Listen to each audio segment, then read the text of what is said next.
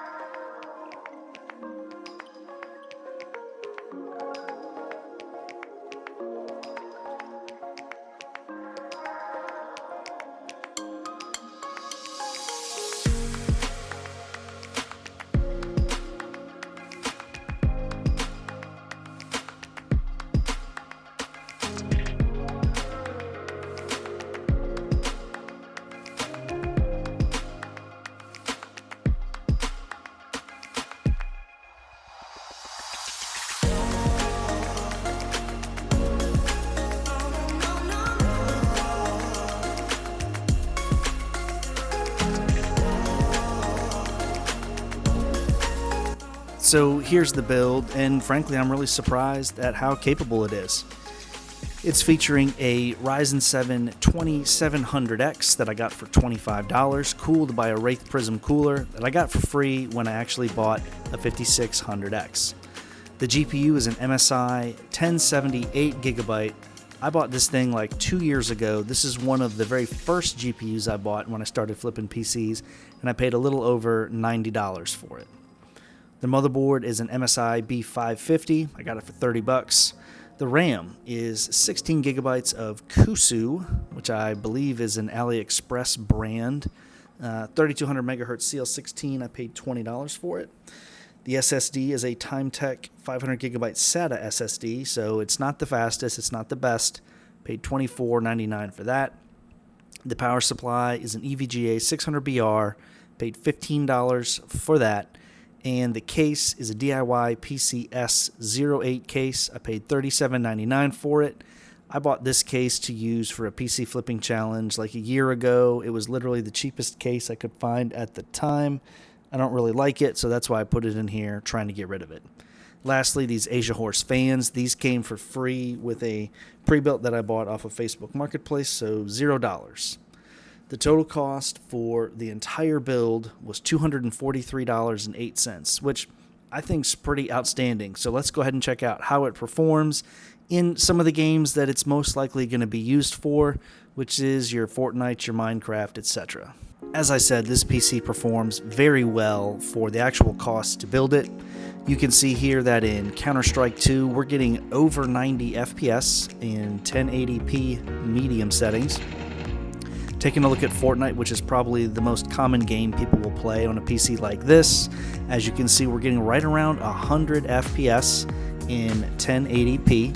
So it looks pretty good and it still performs pretty well. And lastly, in Minecraft, not too terribly hard on system, but we're getting over 360 FPS. So absolutely phenomenal results for a $240 computer.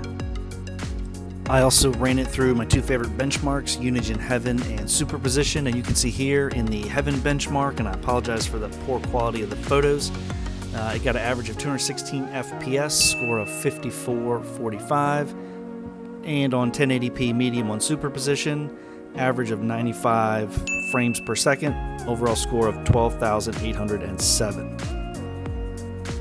So absolutely a capable PC for $240 that can do the basic games at a reasonable level, at a playable level for somebody without much money. As you can see here, I've got it listed for $400 on my Facebook Marketplace. That would give me around $150 some profit if I sold it for $400, which would be fine with me.